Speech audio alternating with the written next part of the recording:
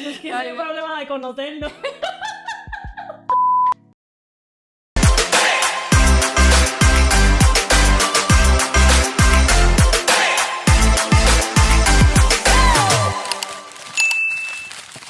Bienvenidos a otro segmento de nuestro canal de YouTube. Mi nombre es Tania Nieves. Si no me sigues en las redes, te invito a que nos busques a través de Instagram por autismo_mamá. También nos puedes seguir a través de Spotify o Apple Podcast. Y si es aquí a través de YouTube, no olvides suscribirte y activar la campanita para que te lleguen todas nuestras notificaciones y puedas consumir nuestro contenido. Parte de nuestro segmento de hoy es tener nuestra primera invitada, así que le damos la bienvenida a Milka. Le ponemos unos aplausitos ahí. Nuestra primera invitada a nuestro segmento va a estar bueno, así que quédate aquí y para que puedas consumir nuestro contenido, pero yo voy a dejar que ella se presente. Así que Milka, ¿quién eres? ¿A qué te dedicas para que la gente te conozca? Bueno, pues mi nombre es Milka Núñez. No sé si llamarme especialista en educación especial, no sé. Pero soy maestra de educación especial, mi preparación académica es en educación especial. No sé si quieres que te cuente toda mi trayectoria. Sí, como tú quieras. Actualmente vamos a ir poco a poco viendo a lo que es, nos queremos enfocar en tus previas experiencias para que nos cuentes cómo fue que llegaste a donde estás hoy. Okay. Sí puedes decirle al público qué es lo que haces hoy día para que entonces podamos ir en una retrospección. Ok. Bueno, pues ahora mismo, como les dije, yo soy maestra de educación especial, pero en la actualidad pues me enfoco, ¿verdad?, en lo que son procesos administrativos de educación especial en el Departamento de Educación. Hay una experiencia, bueno, yo sé que tú has tenido un montón de experiencias laborales, pero yo creo que de todas las experiencias, que es la más que te ha marcado, yo creo que es la de la experiencia de la Inter. Uh-huh. Antes de nosotros ir a esa, porque yo sé que esa nos va a coger un poquito de tiempo, ¿en dónde fue que empezaste a laborar después que terminaste tus estudios? Bueno, mi primer trabajo, una vez culminé, y ni siquiera fue culminando mis estudios, fue mientras estaba estudiando, fue como asistente de servicios al estudiante en el Departamento de Educación. Ese fue mi primer trabajo. Una vez culmino, ¿verdad?, lo que es ese rol de asistente, decido ejercer como maestra de educación especial. Ahí ejerzo varios años, ejerzo sobre todo en lo que es la escuela privada, como mencionaste, que sé que entonces vamos a hablar más adelante sobre eso. Y una vez ejerzo, ¿verdad?, y tengo mi experiencia laboral como maestra de educación especial, pues por los estudios que continué, ¿verdad?, pues estudiando, valga la redundancia, decidí moverme a lo que es el área administrativa. Ok. De todos los trabajos, como te mencioné anteriormente, creo que la experiencia de la Inter fue uno de los más que te retó. Supongo que no solamente a nivel laboral, sino también a nivel personal, porque sabemos que la experiencia, aunque muchas personas piensan que el sistema público es difícil, también trabajar en un sistema privado es igual de complicado, no es color de rosa, incluso a veces hasta la pagues menos que en el sistema público. Eso es una realidad. Porque incluso cuando yo trabajaba de maestra en el sistema privado, mi salario era mucho menor que muchos de los empleados públicos. Y teníamos que hacer más, porque recibimos ahora mismo, que yo sé que vas a hablar sobre eso, muchos de los maestros están todo el día con el mismo grupo de estudiantes o cambian 2 o 3 grupos pequeños, pero en el colegio atienden 3, 4 grados y reciben 100 y pico de estudiantes diarios o 20 y pico de cada salón, etcétera. Y es un poquito arenante, así que vamos a hablar de esa experiencia. ¿Qué exactamente hiciste en esa experiencia laboral de la Inter? Bueno, lo que pasa es que específicamente lo que fue esa institución privada, no es una escuela como cualquier escuela, como cualquier colegio privado. ¿Por qué? Porque a diferencia de los demás colegios privados, que pues normalmente es una corriente regular, esta escuela en particular tiene lo que son ambas ramas. Tiene lo que es la corriente regular, como también una corriente de educación especial. Que ahí fue entonces donde yo fungí como maestra de educación especial. Esta corriente de educación especial que tiene este colegio, lo podría comparar, ¿verdad? Si comparamos con lo que es el Departamento de Educación, es con lo que el Departamento de Educación considera una Ruta 1. Okay. El Ruta 1, ¿verdad?, en el Departamento de Educación son salones promoción a grado. Pero todo el colegio es así. No, tiene tanto su corriente regular, que son los niños que están en lo que es la corriente regular, y están entonces estos salones de educación especial, que es su corriente, como decir así, de educación especial, pero como quiera son salones promoción a grado. Son niños que tienen, ¿verdad?, cierto tipo de diagnóstico, pero que requieren de un apoyo adicional para poder impulsarlos a lo que es eventualmente la sala regular. Así que pues en esta corriente de educación especial que tiene este colegio, los grupos pues son pequeños, normalmente no pasaban de 2 estudiantes, había veces pues que se sobrepasaba un poco el tope, pero trataban de que no pasara de 2 estudiantes. Era promoción a grado, o sea que ellos podían recibir un diploma. Que eso antes no estaba, ¿verdad?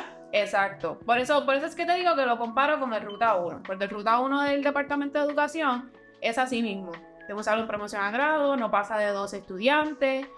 Son estudiantes que tienen algún tipo de diversidad funcional, pero que pueden competir con un currículo regular. Ellos siguen corriendo con lo que es el currículo de enseñanza regular, pero requieren, ¿verdad?, como que de este apoyo adicional, de este apoyo individualizado, de a lo mejor unos grupos pequeños para que les permita, ¿verdad?, un mejor desenvolvimiento en la sala de clase, y los van preparando para que puedan poco a poco incursar a la corriente regular.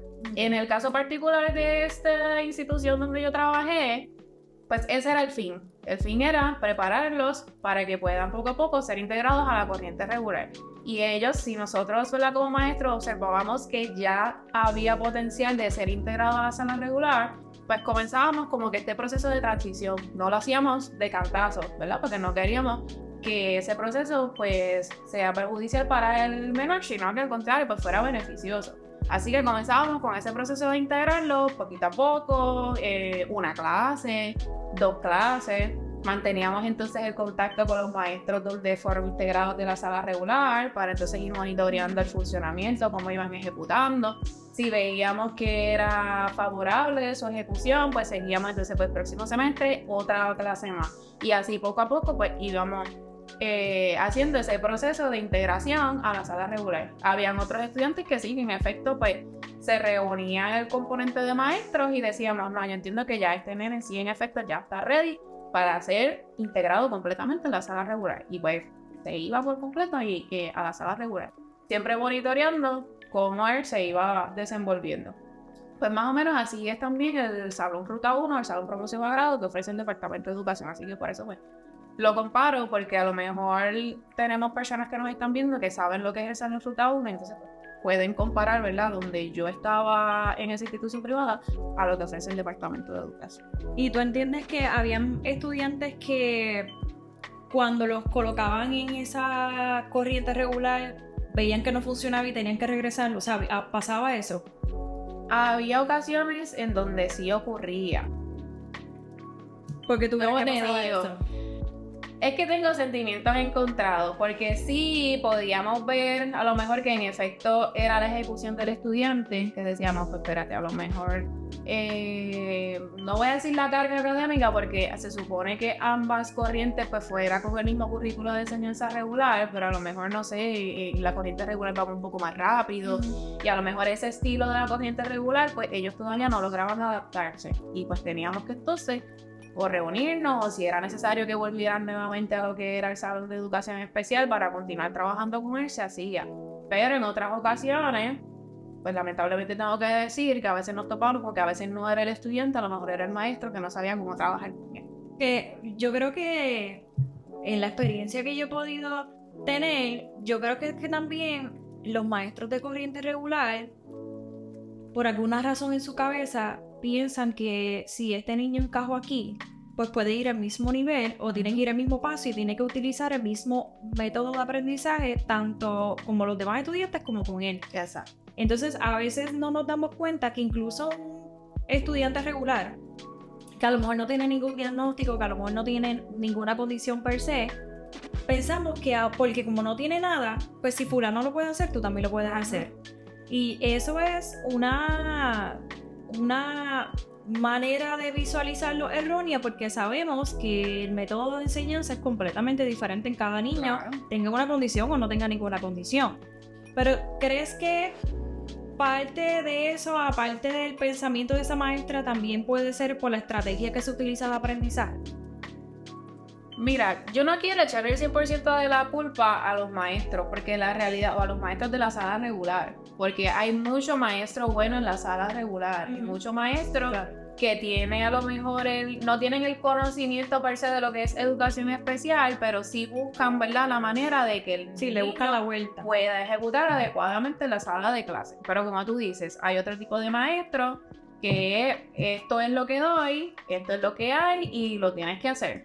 Se olvidan de lo que son los acomodos razonables, o entienden si ya tú estás en la sala regular, pues a lo mejor no necesitas de los acomodos razonables porque por algo estás en la sala regular. Eso pues lamentablemente se ve y me da lástima porque, como tú dices, no exactamente tiene que tener un diagnóstico. Simplemente ningún niño es igual, ningún niño aprende de la misma manera y eso es algo que nosotros como educadores tenemos que tener presente. Ahora bien, a lo mejor el currículo de enseñanza de los maestros cuando están estudiando en lo que es la universidad, a lo mejor también falla en ese aspecto, porque siempre los currículos de enseñanza en las universidades se enfocan en, pues tú eres maestro de esta materia, es corriente regular. Y si vas a trabajar algún niño con una universidad, pues ya te encajona en la educación especial. Pero nos estamos olvidando de que ya estamos en pleno siglo XXI, que ya no es como antes, que podemos tener niños con algún tipo de diversidad funcional en la sala de clases regular. Y entonces no le estamos dando a los maestros de corriente regular esas herramientas para ellos poder decir, espérate, tengo un estudiante con esta diversidad, déjame ver cómo trabajo la diferenciación en mi sala de clase. Ahora mismo los currículos de enseñanza de lo que son las materias básicas, o sea, con corriente regular, un maestro que va a ejercer en lo que es la sala de clases regular, el único curso en 4 años de bachillerato que ellos tienen es el de naturaleza y necesidades del niño excepcional. Un solo curso, que normalmente lo que se basa es en las leyes de educación especial. Que está bien, es bueno que sepamos cuáles son, ¿verdad?, las leyes que cobijan a nuestros estudiantes, pero no le brindan las herramientas a estos maestros para que cuando tengan un niño con algún tipo de excepcionalidad en su clase, sepan impactarlo adecuadamente. Y ahí entonces que tenemos estos problemas. Y el problema es que esto no es algo que ocurre solamente en elemental. Lamentablemente ocurre también cuando está en intermedia, superior, incluso en la universidad, donde no le proveemos una facilidad o un método de aprendizaje porque pensamos que el estudiante se acopla al maestro. Y por lo menos en nuestra experiencia laboral, yo entendía que yo me tenía que acoplar a ese estudiante. Yo daba una clase, pero yo no me podía parar en medio del salón a hablar nada más o leer el PowerPoint. No, pues tenía que utilizar un video. Incluso dando clases en la intermedia, que uno dice, son nenes grandes. Ellos lo que me pedían eran videos de muñequitos. Y ellos se acordaban, y a veces tú le dabas un examen, que yo soy anti-exámenes, pero eso es otro tema. Yo le daba a ellos un examen y ellos se acordaban, sí, maestra, porque te lo puso en un muñequito. O sea, y pensamos que porque están en la universidad no podemos utilizar estos métodos de enseñanza, y es bien lamentable que se tengan que enfrentar a algo como eso. Así que el método de aprendizaje influye mucho, y también es que yo creo que lo que mencionaste algo interesante, porque hablaste sobre los estudios, y a veces muchos de los maestros, estamos hablando aquí cosas, aspectos negativos, pero también, como mencionaste ahorita, sabemos que hay personas que dan la milla extra, que siempre, y yo conozco muchísimos maestros que yo sé que tú lo ves y tú dices, esto es un verdadero maestro. Y no solo, o sea, no lo veamos desde el aspecto negativo, sino son como que aspectos a trabajar, aspectos que podemos trabajar para, ¿verdad?, un mejor desenvolvimiento de los estudiantes en la sala de clases regular. Pero también es como que muchos de estos profesionales se quedan con eso mismo, con el bachillerato. No buscan esa educación continua. Por ejemplo, maestras de educación especial, que son personas que son mayores de edad. Sabemos que la personalidad, la crianza, la cultura no es la misma que yo tengo. Son épocas completamente diferentes, y el estudio de ella de hace 15, 20, 25 años atrás no es el mismo de ahora. Inclusive estudios de a lo mejor no nos vayamos tan lejos, 5 años atrás, hay veces que cambian. Entonces no nos mantenemos, no es que ya yo cogí ese certificado, pero no sé cuánto lo cogiste. Entonces no buscamos. Sí es verdad que hay tanto en el ámbito público como en el ámbito privado, que tampoco nos vamos a hablar de eso, pero sabemos que hay dinero para envolver en esta área y tampoco no se les facilita de esta manera una educación continua. Casi siempre, a veces yo interrogo a otras maestras y me dicen, no, es que era de asma. Y siempre es el tema del asma. Sí, pero hay otras cosas. Hay otros temas que se pueden trabajar como educación continua y no lo hacen. Así que yo creo que también es el tener las ganas de formar una mejor educación, no solamente para el beneficio de los estudiantes, sino para tu propio beneficio, para tu propio conocimiento. Así que, ¿puedes decir que tuviste alguna experiencia que no fuera de tu agrado en cuanto a la forma en que se llevaban acomodos o en la forma en la que se llevaban el derecho de ese estudiante? Mira, muchas situaciones que tuve, como les expliqué anteriormente, donde yo ejercía, ¿verdad?, en esa institución, que tenía las dos corrientes, y la filosofía de la corriente de educación especial era prepararlos para la integración en la sala de clase. No siempre ocurría, pero sí había, ¿verdad?, a lo mejor uno que otro maestro que mostraba como que cierta inconformidad a la hora de hacer ese proceso de integración. Y cuestionaba mucho, como que, pero él de verdad está preparado para estar en la sala de clase, porque es que mi clase es de esta manera. Y entonces como que uno veía como que, pues mi clase es de esta manera y no la voy a cambiar, ¿verdad? No, lo mismo que estábamos hablando anteriormente. Había las veces que sí se integraba el nene, pero entonces eventualmente a lo mejor no pasaba ni un semestre y ya estaban solicitando reunión para la posibilidad de que volviera nuevamente a lo que era educación especial, porque ellos decían que el niño no daba lo que era el grado para poder estar en la corriente regular.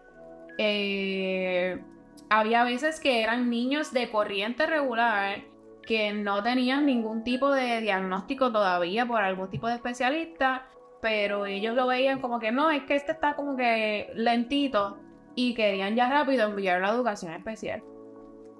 Que en la realidad yo creo que es que el currículo también, vamos a hablar a favor del maestro también. El currículo de enseñanza que se prepara tanto en el ámbito privado, específicamente más público, porque en el sistema público sabemos que es un currículo universal, o se entiende que es un sistema universal. Casi siempre en el privado tenemos un poquito más de libertad en cuanto a cómo yo manejo mi clase. Yo soy la dueña en mi salón de clases y yo manejo un poquito más de libertad en la clase, pero muchos de los currículos de enseñanza están dirigidos a que, por ejemplo, en 2 semanas el niño tiene que aprender la suma de un dígito.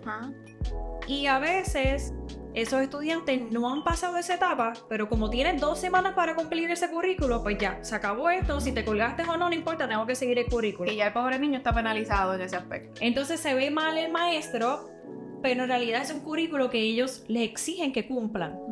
Y a veces yo vi un video en Instagram estos días donde esta muchacha, una psicoterapeuta de familia, etcétera, ella decía que antes no es mejor, que antes no es indicativo de mejor. Donde dijimos que teníamos un rezago de la pandemia y todo ese revolú, y supuestamente el currículo iba a cambiar para beneficio de ellos, porque pues sabemos que muchos de ellos no salieron, pero lo que hicieron fue adelantar ese currículo, y ya hay niños en kinder que tienen que salir leyendo y escribiendo, que tienen que sumar, que tienen que saberse palabras en inglés, que tienen que saberse palabras en español, que tienen que por lo menos decir los principales fonemas. Hay niños que lo logran, pero hay muchos que no. Entonces no es culpa del maestro, porque el maestro tiene que cumplir ese currículo, pero también yo pienso que el maestro pudiese abogar, como que mira, creo que este currículo está muy adelantado, vamos a atrasarlo un poquito más, porque si tú ves que la mitad de tus niños no manejan ese currículo, o sea, no está diseñado de una manera correcta para adelantarle la forma de aprendizaje. Y también volvemos a lo que estábamos hablando anteriormente. Al maestro de la sala de clase regular no le brindan las herramientas para trabajar con los retos que presentan los estudiantes. O sea, tenga un diagnóstico o no tenga un diagnóstico, como tú dices, ellos tienen tantas semanas para impartir este tema, y Y muchas veces es como que lo enseño de esta manera y ya. Y entonces ven a este niño que a lo mejor no lo ejecuta de la mejor manera, y entonces ahí vamos a decir, no me está ejecutando el grado, Vamos a colgarlo. vamos a colgarlo, o vamos a recomendarle un salón a tiempo completo, un salón de educación especial, porque ese maestro no tiene las herramientas para poder decir, pues déjame enseñárselo de esta otra manera. Y entonces ahí tenemos a lo mejor niños en unos salones a tiempo completo que pueden ejecutar en una sala de clases si se cumplen adecuadamente lo que son sus acomodos razonables, un apoyo un poco más individualizado, pero que sabemos que a veces los maestros de la sala de clases regular no tienen ese apoyo o no tienen esos recursos para ellos poder ¿verdad? Empaparse de ese conocimiento que necesitan. No, y adicional, anatómicamente hablando, el niño no muchas veces tiene desarrollado los huesos de la mano, la fuerza. No necesariamente es que el niño tenga un problema que tenga que coger una terapia ocupacional. No necesariamente es que el niño tiene problemas sensoriales. Es que anatómicamente hablando, dicen los expertos que la mano no termina de formarse bien hasta los 7 años de edad. Pero ya a los 4 o 5 años tú le estás exigiendo que aprenda a escribir, que aprenda a trazar, que aprenda a formar letras, números. Entonces, de ahí es que se recomienda lo que son estas famosas escuelas, que no todas ellas bregan al 100%, pero por lo menos le implementan lo que es la parte de las escuelas Montessori, donde hablan sobre lo que es la parte sensorial. Y ellos les establecen muchas cosas, hasta cambian la tijera y whatever. Pero muchos de ellos después cuando pasan a intermedia les cuesta adaptarse por eso mismo, porque ya volvimos a una educación tradicional. Y muchos de ellos tienen que regresar a otra escuela más o menos igual. No, y que son dos filosofías totalmente diferentes. Completamente diferentes. Y si el niño comenzó sus primeros grados, que los niños son como esponjas. Claro. O sea, siempre se dice, los niños son esponjas, los niños absorben todo, y sobre todo en esos primeros años de crecimiento y desarrollo. Y si ya se acostumbraron a ese tipo de filosofía, o sea, no es que sea imposible que ellos se puedan acostumbrar a otro tipo de filosofía de enseñanza, pero como tú dices, a lo mejor presentan retos en ese proceso de adaptación. Sí, es que es un trabajo en equipo, porque de nada me vale yo decirle que es lo que tú dices, en los primeros años de crecimiento de ese niño, sus conocimientos, todas las experiencias cognitivas, etcétera, son las de mayor importancia. Y ahí es cuando el niño se va a empezar a formar y decir, diadre, esto es lo que lo va a formar él en un futuro. Pero si yo hago esto en la elemental, pero yo no sigo eso en la intermedia, y ese proceso no se adapta a los otros grados donde van, pues entonces de nada vale. O sea, esto es un trabajo completamente en equipo. Ahora, también hablamos súper profesional, pero también hablamos de los papás. O sea, los papás también son un producto importante. Claro, y es lo que trabaja en equipo. Esto es un trabajo en equipo y aquí vamos a dejar de tirarle un poquito a los maestros. Hay que hablar de los papás, ¿sabes? Hay papás que son bien responsables. Hay papás que van a milla extra. Pero también hay papás que son bien irresponsables. Sí. O sea, hay papás que piensan que la escuela es un cuido, que la escuela es, tú me enseñas todo y cuando llegas a mi casa tú no vas a hacer nada. ¿Sabes? Y en tu experiencia de la Inter, ¿tuviste experiencias donde los empleados daban del todo, pero habían padres que trabajar con ellos era como trabajar con la pared? Pues mira, como decimos, hay de todo en la viña del Señor. Había padres que sí, que en efecto daban la milla extra, siempre estaban pendientes, cada visita de padre estaban ahí.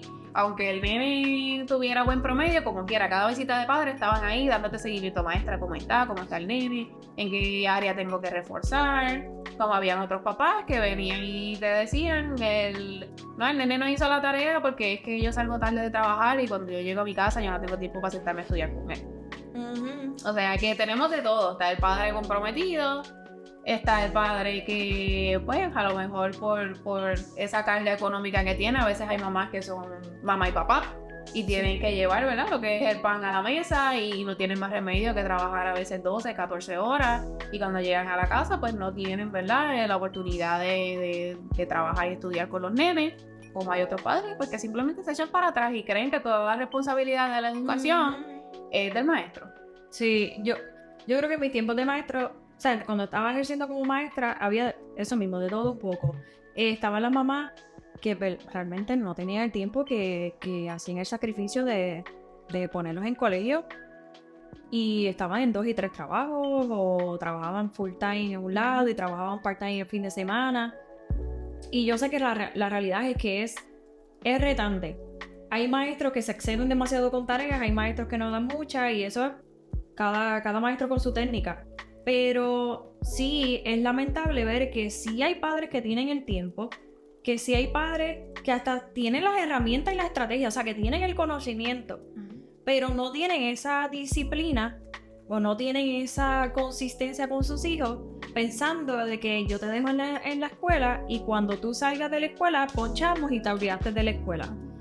Y hay que entender, mamá y papá o encargados, que nosotros somos responsables también de la educación de nuestros hijos. O sea, usted tiene que sentarse con su hijo, reforzar lo que tenga que reforzar, que no todo el trabajo es del maestro, porque a veces culpamos al maestro, juzgamos al maestro, pero también parte crucial de su crecimiento son los papás. No, y que si no vemos ese apoyo, pues a veces la tarea no está completa en el estudiante. O sea, por ejemplo, el maestro puede esforzarse todo lo que pueda durante el horario escolar, pero si no hay esa continuidad luego en lo que es en el hogar, pues hay veces que hay destrezas que el niño o no la va a lograr o la va a lograr con dificultad, porque esto es un trabajo en equipo. O sea, lo que hace el maestro, como dice Tania, lo refuerza en casa y viceversa. Claro. ¿Alguna experiencia que te llevas de esa experiencia laboral como tal?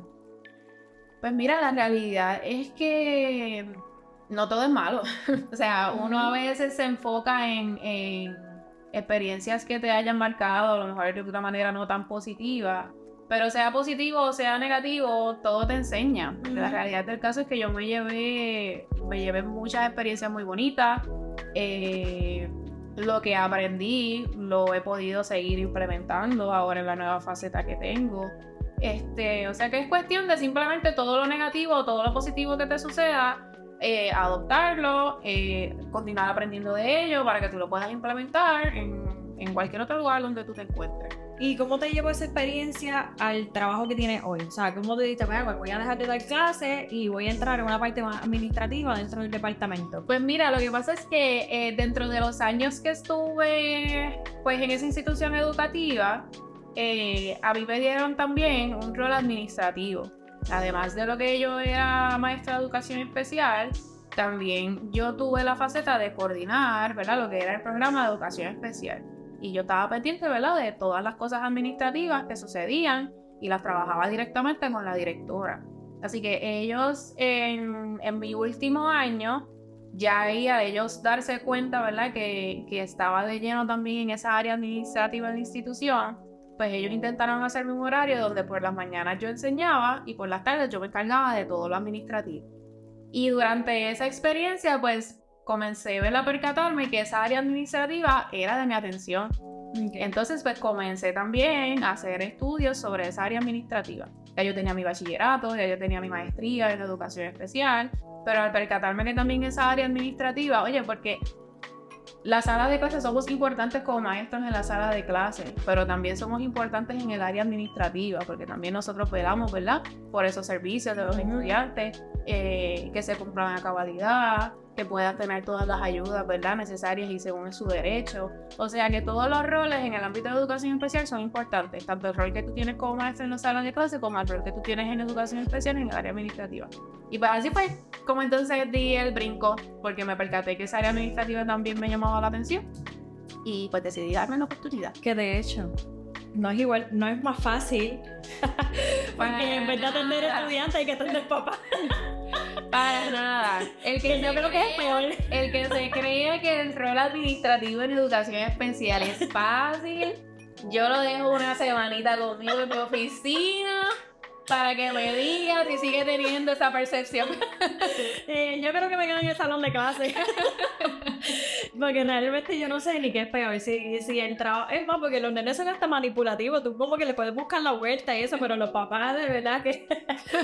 De verdad que es un reto, porque yo también es por experiencias malas. Porque la realidad es que muchos de los papás que actúan de una manera un poquito más salvaje, un poquito más retante o un poquito más eufóricos cuando van a pedir los derechos de sus hijos, por experiencia de otros tratos, ¿ves? Que no todo el mundo trabaja igual y sabemos que en el departamento no todo el mundo tampoco es cookies and cream. Y yo creo que las experiencias de los tratos de los demás y el hecho de pedir derechos es un proceso largo, tedioso, mucho papeleo. No, ahora tienes que buscar esto, no, tienes que te firme. Es un proceso que causa estrés. No, y que a veces agota el papá. Claro. A veces agota. Por eso, o sea, el papá que viene con algún tipo de situación, actitud, no sé cómo llamarlo. En mi caso particular, yo nunca trato, ¿verdad?, de tomármelo personal porque es su hijo. Claro. Y nadie conoce mejor a tu hijo que tú misma como madre. Nadie va a luchar mejor por los derechos de tus hijos que tú misma como madre. Y pues, ¿verdad? Eso es algo que nosotros como funcionarios, o al menos yo en mi caso particular, pues siempre trato de tenerlo presente. Porque no es fácil estar en los zapatos de sus padres. No es fácil estar trabajando, ¿verdad?, con un niño con algún tipo de reto diagnóstico y que tú estés luchando, ¿verdad?, porque tenga los mejores servicios y a lo mejor no se te hace, ¿verdad?, tan fácil. O sea, que a veces también tenemos que ver ese lado. Que no siempre es que el papá venga agresivo, no siempre es que el papá venga intenso. Pero yo siempre trato, ¿verdad?, de ver lo que estamos aquí para escucharlo, de que estamos aquí para que su hijo sea bien servido, que lo que sea, ¿verdad?, que esté en nuestras manos, proveerle, se lo vamos a dar. Y sobre todo que sientan ese apoyo, porque a veces los papás que tienen estos hijos con algún tipo de diversidad funcional a veces se sienten solos. Sí. Y a veces se sienten que no tienen el apoyo, sienten que los atropellan. Y si nosotros podemos tratar, ¿verdad?, de hacer ese momento un poquito más agradable y tratar de hacerle que el niño tenga toda la ayuda necesaria conforme a sus derechos. Ahí diste un buen punto, porque desde que yo transformé la página en Instagram para hablar sobre el autismo y diversidad funcional y todas esas cosas, hay muchas mamás que me escriben desahogándose sobre el tema, y es bien triste como hasta los mismos familiares rechazan al niño o no quieren creer en el diagnóstico, o la mamá impone unas reglas, que de eso yo vivo eso, pero no podemos desahogar de mi parte hoy. Y cómo los familiares se le van hasta en contra. O sea, es bien, bien fuerte cuando, por ejemplo, sabemos que un niño con algún desorden de neurodesarrollo, ya sea autismo, déficit de atención, etcétera, todos los niños deberían de criarse igual, pero con más intensidad. Un niño con un trastorno, un desorden de neurodesarrollo, tiene que tener una buena alimentación. Eso es crucial. O sea, yo creo que eso es una de las fases más importantes que nosotros como papás tenemos que poner. Y entonces vienen y lo dejan en casa de otro familiar. Yo te digo un heladito. Y a los 5 minutos tengo hambre, y viene y le dan un bizcocho. Y viene y el otro le dan un chocolate. Y hasta los mismos maestros. Y entonces, a veces también en el salón de clase tú no le das dulce, pero hacen una fiesta, el mismo maestro le da dulce. Entonces, como que no hay una unidad de pensamiento entre la crianza de los papás y los externos. Y sienten mucha soledad, mucha desesperación, porque no entienden el proceso que pasa ese familiar. No entienden el proceso, no quieren seguir la estructura que tú estás forjando en el hogar y todas esas cosas, aunque ellos lo ven como que, ay bendito, es un niño, déjalo ser niño. Pero no es que solo déjalo ser niño, porque dentro de esa estructura están las herramientas que tú le estás tratando de dar como madre para tratar de sacarlo adelante dentro de esos retos que le está presentando. Entonces ahora mismo tenemos un niño, por ejemplo, los niños con autismo, que a veces en muchos de ellos presentan la característica o el rasgo de todos estos desórdenes sensoriales y lo que es la disfagia, retos de alimentación. Entonces, si tú como madre estás tratando de llevar una alimentación balanceada, que sea nutritiva, trabajándole todo ese aspecto sensorial, pero entonces va a otra casa y le dan chuchería, le dan porquería, comida chatarra, todo ese desorden sensorial, entonces se va acostumbrando a la chatarra que le estás dando. Porque eso llama más la atención, es la realidad. Claro. Los colores en fruta se ven bien lindos para nosotros, pero para ellos lo dulce es lo primordial para ellos. Entonces, le rompen la rutina a ese familiar. Por ejemplo, yo estoy con los nenes casi todo el tiempo. O sea, yo creo que más del 95% de todo el mes yo estoy con los nenes. Cuando papá se los lleva, pues se los lleva. O mami cuando me los pide, pues yo se los doy. Pero siempre tengo que estar peleando. Recuerda, no esto, lo otro. Entonces, siempre se ve como que, ay, esta nena con la cantaleta. Pero esta va a seguir, y esta va a seguir con... Nena, no, chaves más. Yo estoy segura que ellos están aborrecidos ya de que yo les siga diciendo las cosas. Pero es que tú no me haces caso. No, y que los nenes están pequeños. O sea, y es mejor impactarlos y atacarles, ¿verdad? Todos los retos que ellos presentan ahora cuando son pequeños, porque están en la etapa del crecimiento y el desarrollo.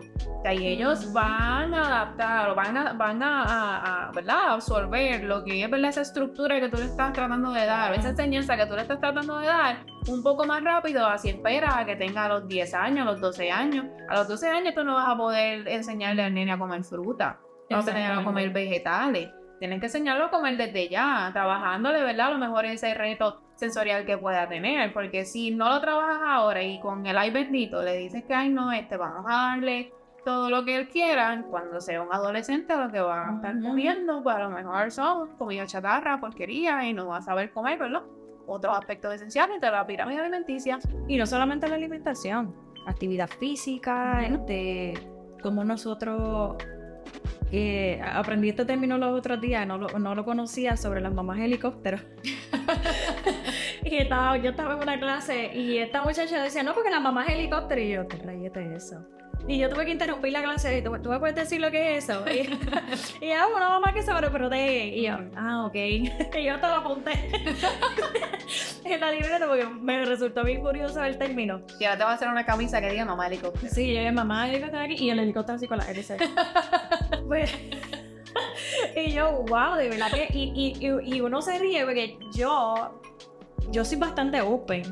Obviamente porque ya yo tengo otras experiencias. Pues...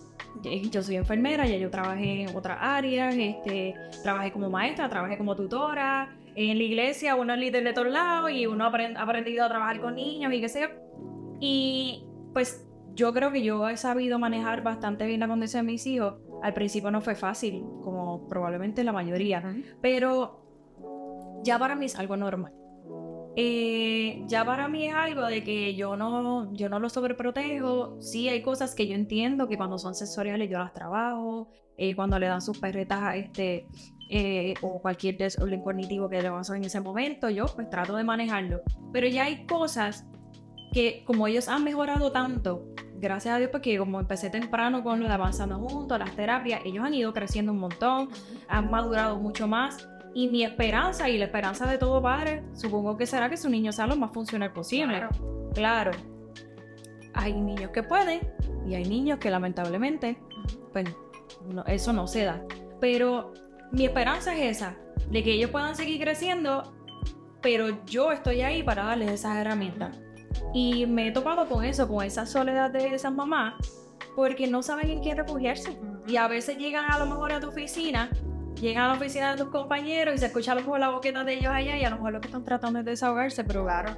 Entonces cuando vienes a ver, tú estás haciendo el papel de psicóloga, de facilitadora, de esto y lo otro, y realmente es un reto. Incluso entre las mismas mamás esta competencia de que, ay, por lo menos tu hijo pinta, el mío no hace esto. Ay, por lo menos el tuyo sabe los números, el mío no le gusta. Entonces estamos constantemente...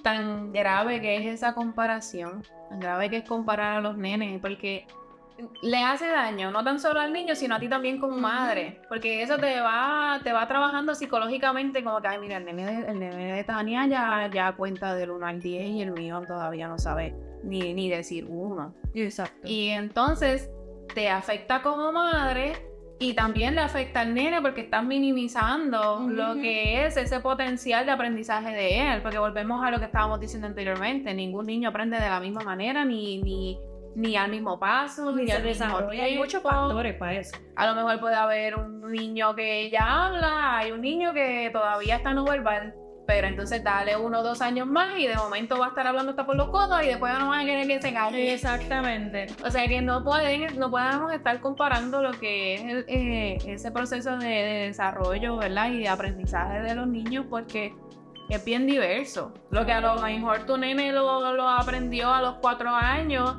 el nene de otra mamá lo aprende a los 5, a lo mejor lo que tu nene todavía no ha aprendido, el nene de esta otra mamá ya lo aprendió, pero eso no significa que esté mal, significa que todos niños tenemos que dejarlos a su paso, que crezcan y que se desarrollen, porque a la larga lo van a lograr. a su tiempo, pero lo van a lograr. Exactamente. Hablando de eso, hay algo que siempre nos llama la atención, yo sé que a ti también en tu área de trabajo, y es el hecho de que actualmente sabemos que el Departamento de Educación Especial pues inscribe o registra matrícula desde 3 años hasta los 21. La realidad es que sé que te has topado con que hay muchos padres que ¿verdad? Que hacen todo su proceso desde temprano, pero sé que también has tenido procesos de personas que han recibido su diagnóstico a los 15, 18, 20 años, por los diferentes factores que sean, ya sea por negación o porque falta de conocimiento, etcétera. ¿Cuál ha sido tu experiencia en eso? Y hablando de los aspectos negativos que se han encontrado, porque ya son grandes, que has podido encontrar en tu área de trabajo. Pues mira, hay de todo. Está el padre que a lo mejor está en negación, que a lo mejor cuando tú le das algún tipo de diagnóstico, pues es fuerte y crea un shock en ellos en el momento que tú se lo dices, y ahí entonces uno tiene que comenzar a trabajar con ellos. Como también está el papá, y es por simplemente desconocimiento. Por ejemplo, no hace mucho atendí a una madre, discutimos, ¿verdad?, de ciertos aspectos sobre el menor, y entre lo que estábamos dialogando yo le digo, veo que el registro fue el año pasado, casi culminando el año pasado, y yo le pregunto, mamá, pero ¿y por qué lo registraste ahora recién? Si ya la nena, ¿verdad?, ya creo que era adolescente. Y me dice, ay, pues es que no lo sabía. Yo pensaba que por estar en escuela privada no lo podía registrar. Y luego una amiga me dijo que sí, que podía hacer el proceso de registro. Y pues por eso es que llegué aquí, ¿ves? O sea que también hay mucho desconocimiento en ese aspecto. Tanto el desconocimiento como también puede haber, ¿verdad?, algún tipo de no sé si llamarlo negación o a lo mejor ese mismo desconocimiento pues no les permite ver a lo mejor esas banderitas rojas que estaban presentando el menor. Sí, es verdad. Nos queda poquito tiempo, ¿verdad? Nos quedan 10 minutitos por ahí. Se quedaron muchas preguntas, eso significa que usted tiene que dejar en los comentarios si quieren volverla a ver, porque la conversación está buena. Así que hay muchas preguntas que se quedaron ahí, pero hablando de eso que mencionaste, para irnos con esta última pregunta, ese desconocimiento ha llevado que las estadísticas ahora han aumentado. Específicamente lo que es el autismo, hice un contenido en Instagram hablando sobre eso, sobre cómo 2055 han sido a través de lo que es el autismo específicamente.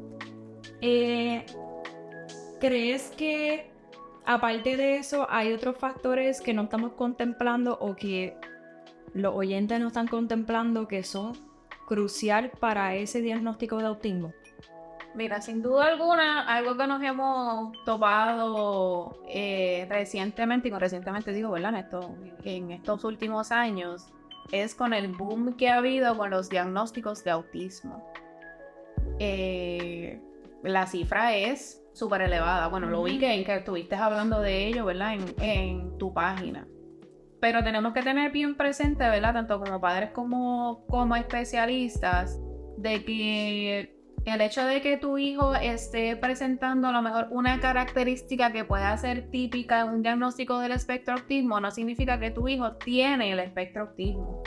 De hecho, el DSM-5, que es el manual de diagnóstico de trastornos mentales, dice que, si mal no recuerdo, creo que son 7 criterios para tú dar un diagnóstico de autismo. Y a lo mejor de los 7 criterios, a lo mejor el nene puede tener 3. Pero el hecho de que tenga 3 no significa que tiene un diagnóstico de autismo, es que simplemente tiene unos retos en esas áreas particulares. Sí. Por ejemplo, he tenido madres que me dicen, ay, ¿tú crees que podemos evaluarlo en autismo? Y yo le pregunto, ¿por qué, mamá? Me dice, ay, porque es que mi nene es bien sensorial. Mi nene no puede tocar cosas pegajosas. Mi nene no puede comer ciertas cosas, es bien selectivo en lo que come. Y yo le digo, ¿y qué otras cosas más? Y me dice, no, es eso. Y yo pues a lo mejor no tiene un diagnóstico, digo, como quiera se le puede hacer porque uno puede confirmar o descartar el diagnóstico, con eso no hay problema. Pero que a veces vemos una característica que presenta el niño y ya creemos que automáticamente es autismo, pero no, a lo mejor simplemente tiene un desorden sensorial que se trabaja, ¿verdad?, con algún tipo de intervención. O sea que tenemos que también tener eso presente. Si usted tiene, ¿verdad?, algún tipo de sospecha, pues está bien, sería bueno que se le realice el informe evaluativo para ver si en efecto cumple o no con el diagnóstico, pero que los padres tengan presente de que el hecho de que a lo mejor el niño haga algo que sea característico, que tú entiendas que es característico del autismo, no significa que exactamente sea un diagnóstico de autismo, sino simplemente puede ser un reto en esa área particular. Y adicional es pensar que, por ejemplo, mis 2 hijos tienen autismo, pero mis 2 hijos no reflejan sus síntomas igual, que eso también hay que tenerlo claro, porque a veces pensamos, por ejemplo, a mi hijo le molesta el ruido, pero no todos los niños autistas les molesta el ruido. Sí, pero igual de que el autismo es un espectro, o sea, el autismo es una sombrilla, lo que te evidencia, y tú misma como madre lo puedes ver, lo que te evidencia un nene no te evidencia al otro. Claro, y yo he visto cómo se reflejan los síntomas completamente diferentes y tengo que trabajarlos de manera diferente. Entonces he podido ver, por ejemplo, Tomás, el menor, él tiene una hipersensibilidad oral horrible, de que se ponía a llorar, de que le dolía bien brutal. A Cristian David no le pasa eso. Pero Cristian David no refleja otros síntomas en otras cosas, con otros materiales. A ambos les molestaba el ruido, gracias a Dios. Ellos han podido manejar eso. Si el ruido no es de su agrado, obviamente siempre van a estar así. Por ejemplo, hay un drama de los niños, casi siempre mando un drama de los niños, y hay un personaje, Cristian David se tapa la oreja, todo el drama completo. Y Tommy no. O sea que es entender que aunque sí tiene que cumplir con unos requisitos, no los van a manejar de la misma manera, pero hay que trabajarlos, ¿verdad?, de acuerdo a su necesidad. Y bien importante, y con esto terminamos, es que esto lo podemos hablar después en otro episodio sobre los beneficios que usted puede conseguir. Proceso, que no pudimos hablar nada de eso, y que no importa si está en una institución pública o privada, también tiene derechos que puedes registrarlo en el Departamento de Educación Especial, y esos temitas se nos quedaron y está bueno que los podamos después compartir. Pero bien importante, mensaje final, de que no comparemos a nuestros chicos, todo es un proceso, y que hay maestros buenos, hay maestros que es un poquito difíciles de soportar, como también hay padres que están en las mismas condiciones, pero lo importante es siempre buscar darle lo mejor. ¿Algo final que quieras decir? No, nada, agradecida por haberme tenido aquí, ha sido un placer. Si en alguna ocasión futura me quieren tener y seguir discutiendo aspectos, dudas, preguntas que tengan, las pueden escribir y en alguna futura ocasión pues podemos contestar, ¿verdad?, sus preguntas o hacer algo de preguntas y respuestas solamente. Sí, eso estaría bueno. Así que nada, gracias por la oportunidad. Así que gracias a todos los que vieron el contenido, bien importante. 1, que si quieren a Mika de nuevo, tienen que comentarlo abajo. 2, que compartan el contenido. 3, pueden escribir sus preguntas y para una próxima ocasión podemos contestarlas paso a paso. Se quedó mucha información. Mika es una dura, así que cada vez que yo siempre tengo una duda o algo, ella siempre es la que me contesta. Obviamente nos conocemos un fracatán de tiempo, tenemos la confianza, y tiene conocimiento, y para eso estamos. Así que no olviden suscribirse al canal, activar las notificaciones, seguirnos en la página de Autismo_Mamá, Apple Podcast y Spotify. Así cualquiera de los métodos podemos utilizarlo para que puedas consumir nuestro contenido. Así que nos vemos hasta la próxima. Bye. Bye.